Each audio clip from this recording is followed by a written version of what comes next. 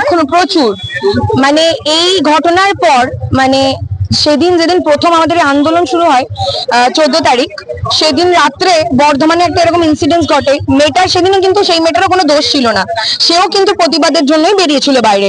সেও মানে সেখানেও পুলিশ সেদিন ব্যর্থ, প্রশাসন যেদিন ব্যর্থ, সেদিন সেই মেয়েটাকেও নিরাপত্তা দিতে পারেনি। সেই মেয়েটাকেও কিন্তু মানে অচিরেই মরে যেতে হলো। এই দিনের পর দিন এগুলো কেন চলবে? মেয়েদের দোষটা কি? আমাদের প্রশ্ন একটাই, যে মেয়েদের দোষটা কোথায়? কেন মানে মেয়েদেরকে এত কিছু সাফার করতে হবে? মেয়েরা তো সব জায়গায় সমান, তাহলে সেই সম্মানটা কেন ছেলেরা দেবে না? এত কেন হিংস্রতা তাদের? এত কেন মানে মানে এত কিসের লালসা? এই লালসাটা কাটিয়ে উঠুক ছেলেরা। আমি এই কথাটা, আমি পার্টিকুলার কিছু ছেলেদের কথা বলছি, যারা এই পার্টিকুলার কিছু ছেলেদের কথা বলছি যারা এইরকম বাবা মা প্রত্যেকটা গার্জেনের শেখানো উচিত একটা মেয়ের থেকেও দুজনকেই সমান ডিসিপ্লিনে ভাগাভাগি করা উচিত। ছেলেকেও রেসপেক্ট দেওয়া উচিত, ছোট থেকেই বোঝানো উচিত। একটা ছেলেকেও বোঝানো উচিত যে কিভাবে একটা মেয়েকে রেসপেক্ট দেওয়া, সম্মান করতে হয়, সম্মানটা শেখানো উচিত। কারণ বাইরে বেরোতে গেলেও অনেক ছেলে আমাদেরকে এত বাজেভাবে নোংরা নজরে এত টিজ করে, এত কমেন্ট করে, সেগুলো আমাদের প্রত্যেকদিন সহ্য করা খুব চাপের হয়ে পড়ে। তো আমরা চাই, আগে যে সমাজটা ছিল সেই সমাজটা এখন আর নেই, সমাজটা পরিবর্তন হচ্ছে। তো আমরা চাই সমান।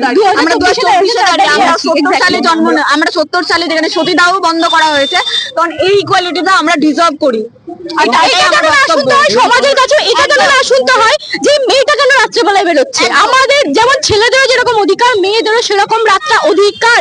আমরাও রাত্রেবেলায় একা যেন ফিরতে পারি, এইটুকুই সরকারের কাছে নিবেদন, যে সরকার যেন আমাদের নিরাপত্তা দিচ্ছে, যেভাবেই হোক যেন নিরাপত্তা দিন। আমাদের প্রশাসনের কাছে দাবি আড়াল করবেন না, দয়া করে তিলোত্তমার সাজা যারা একদম তাই, একদম এমন শাস্তি হোক